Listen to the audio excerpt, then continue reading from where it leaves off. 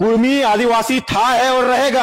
आप इतिहास उठा के देख लीजिए, पेपर से बात कीजिए, पेपर में लिखा हुआ है 1913 में हम आदिवासी थे, 1950 में हमें आदिवासी से हटा दिया गया, एसटी सूची से हटा दिया गया। ठीक है लाला, पेपर से ही बात करते हैं। तो ये लोग 1913 के सरकारी सेंसस को अपना आधार मानते हैं। तो आज से लगभग 100 साल पहले की बात है, जब अंग्रेजों के जमाने में छोटा नागपुर, आज के झारखंड और उसके आसपास के इलाकों में रहने वाले कुर्मी समुदाय को एक आदिवासी का दर्जा दिया जाता था। उनका रहन सहन, पूजा पाठ अन्य आदिवासी समुदाय जैसे उरांव, मुंडा और संथाल से मिलती जुलती थी, जिसका ये सबूत दे रहे हैं 1913 के सरकारी सेंसस में। अंग्रेज सरकार ने उस कागज में साफ साफ लिखा था कि कुर्मी समुदाय के अपने अलग सामाजिक कानून है जो हिंदू कानून से अलग है, और इसी कागज के आधार पर कुर्मी समुदाय आज अनुसूचित जनजाति की दर्जा का मांग कर रहे हैं। तो ये बदलाव की लहर आई कहां से? तो अर्ली 19th सेंचुरी और लेट 20th सेंचुरी के बीच 1871 के क्रिमिनल ट्राइब एक्ट के बाद 1894 से 1920 के बीच इनमें बड़ा बदलाव आया। कुर्मी समुदाय के पढ़े लिखे और इन्फ्लुएंसर लोगों ने आंदोलन किया, जिसे क्षत्रियकरण कहा जाता है, मतलब खुद को क्षत्रिय योद्धा में शामिल करने की मांग। क्योंकि क्रिमिनल ट्राइब्स एक्ट के तहत जब आदिवासियों को जन्म से ही अपराधी माना जाता था और उन्हें सरकारी कोई भी लाभ नहीं दिया जाता था पढ़ाई लिखाई या नौकरी में, तब ये क्षत्रिय बनना चाहते थे। क्योंकि उस जमाने में आदिवासी को पिछड़ा हुआ माना जाता था और कुर्मी समुदाय के लोग इस पहचान से निकलकर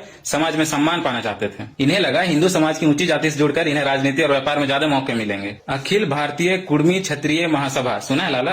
ऐसे संगठन ने इस आंदोलन को और तेज किया। उन्होंने लोगों को सिंह, महतो जैसे क्षत्रिय सरनेम को अपनाने, जनेऊ पहनने और आदिवासी प्रथाओं को छोड़ने के लिए प्रोत्साहित किया। तो इस आंदोलन का सीधा असर 1931 की जनगणना पर पड़ा। कुर्मी समुदाय के नेताओं ने जोर शोर से अभियान चलाया कि सभी लोग अपनी जाति कुर्मी क्षत्रिय लिखवाएं। 1931 में बिहार और ओडिशा के सेंसस सुपरिटेंडेंट डब्ल्यू जिले से, सुना है, इन्होंने देखा कि ये लोग आदिवासी नाम मानकर हिंदू रीति रिवाज को अपना रहे हैं। तो नतीजा ये हुआ कि कुर्मी समुदाय को आदिवासी सूची से बाहर कर दिया गया। उन्होंने सीधा सीधा ये नहीं कहा कि हमें लिस्ट से निकालो, लेकिन उन्होंने खुद को क्षत्रिय हिंदू के तौर पर मान्यता देने की मांग की। तो इसका यही मतलब था कि वे आदिवासी नहीं माने जाएंगे। 1947 में देश आजाद होने के बाद 1950 में जब अनुसूचित जाति और जनजाति की सूची बनी, तो कुर्मी समुदाय को एसटी सूची से बाहर कर दिया गया 1931 सेंसस के आधार पर। हालांकि बिहार और झारखंड में ये समुदाय सामाजिक और शैक्षणिक रूप से काफी पिछड़ा हुआ था, इसलिए 1970 के दशक में मंडल कमीशन ने ऐसी पिछड़ी हुई जातियों की पहचान की और कुर्मी समुदाय को उनके आर्थिक और सामाजिक स्थिति के आधार पर ओबीसी की सूची में शामिल किया गया। तो जो भी आपको बोलते हैं कुर्मी महतो का इतिहास आपको नहीं पता, ये वीडियो उसको फेंक के मारिए। गलती आपके समाज और पूर्वजों ने खुद की, बिन पेंद्री का लोटा बन के स्टिल आपको ओबीसी कैटेगरी में आरक्षण मिल रहा है।